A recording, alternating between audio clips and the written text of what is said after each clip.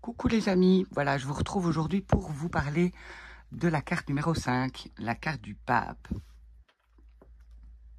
Donc le pape est représenté comme une figure religieuse, et comme la papesse, il est connecté au subtil, mais car sa mitre touche le bord supérieur de la carte.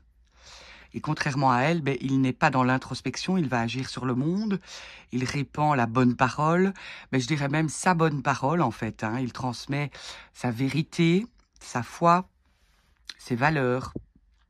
Il guide, il enseigne aussi.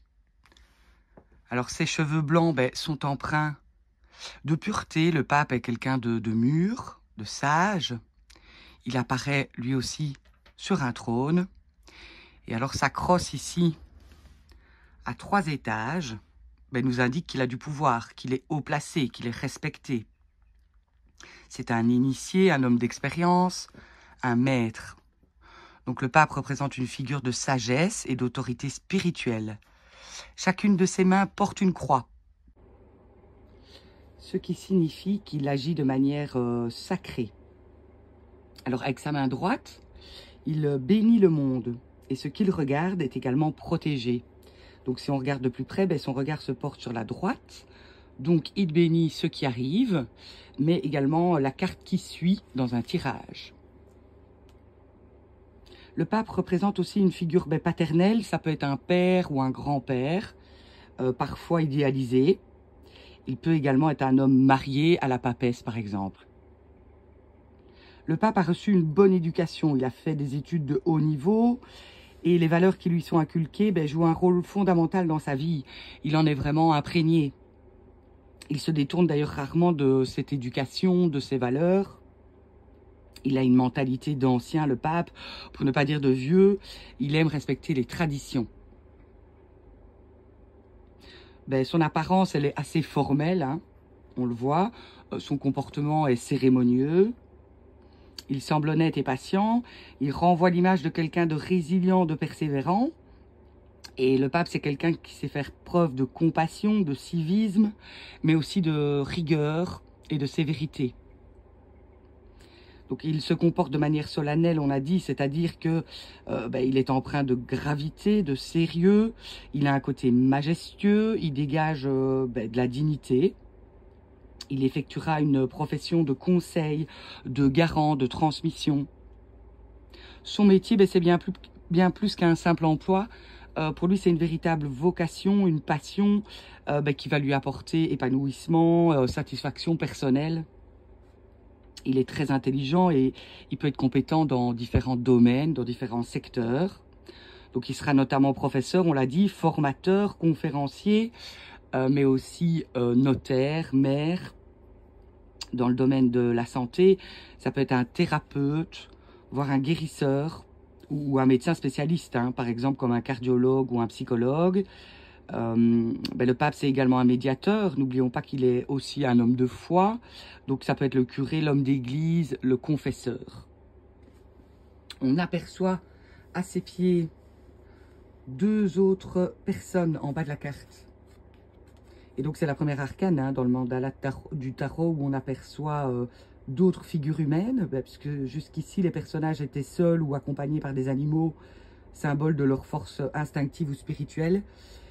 Ici, on peut dire que le pape est accompagné, que ce soit ses enfants, sa famille ou une communauté, pardon.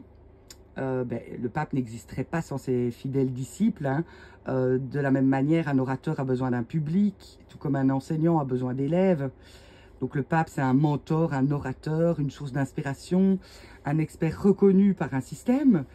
Son statut et sa sainteté lui donnent une sorte de légitimité. Donc on conteste rarement sa parole. Il tend à faire respecter les règles, les normes établies, mais aussi ses propres principes. Alors il s'appelle le hiérophante dans les autres tarots. Et en y regardant de plus près, on remarque que ces 2 personnes semblent toutes petites à côté du personnage principal. D'ailleurs, ils sont représentés de dos, tête vide, à ses pieds. Donc, symbole de leur soutien, mais aussi surtout de leur dévotion. Donc, on comprend bien que le pape a une influence forte, un impact important sur les autres. que ce soit sur la société ou sur des personnes, mais que ce soit par ses compétences, par son expertise, par le biais de son engagement envers une cause, eh bien, effectivement, il aura une grosse influence. Mais son enseignement est vertical, hein. C'est-à-dire qu'il ne se met pas forcément à la place de ses apprenants ou de ses enfants. Il pourrait tomber dans le dogmatisme et être du coup adopter une attitude rigide ou inflexible face à des croyances ou des idées qu'il ne considère pas comme les siennes. Et du coup, il les considérera, ces idées, comme indiscutables. Il pourrait rejeter toute forme de critique ou d'alternative.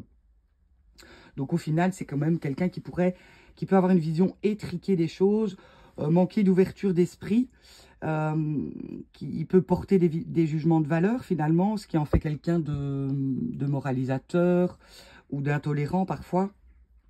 Ses principes et ses idées peuvent être périmés, surtout en prenant de l'âge, puisque il a toujours tendance à respecter les traditions, comme on le disait. En plus, il aime s'écouter parler. Donc, il peut être redouté, hein, puisque finalement, il impose sa morale, sans encourager vraiment le partage ou la discussion. La preuve sur la carte, on voit qu'il donne un coup sur la tête d'un des deux personnages, hein. Il plante littéralement sa crosse dans le crâne du bonhomme. Donc, on peut parler de bourrage de crâne, voire d'endoctrinement. Et le fait, en plus, que ces personnes soient de dos, donc cachées, à voir selon la question et le tirage, il peut s'agir d'enfants cachés éventuellement. Alors voilà pour les côtés un peu plus négatifs du pape, mais c'est quand même une carte positive. Quand la carte du pape sort, elle annonce une bénédiction de manière générale, mais également aussi une résolution d'un problème, le soulagement d'un tourment. Donc à l'issue d'une éventuelle négociation ou d'une réconciliation, eh bien le pape nous apporte une solution.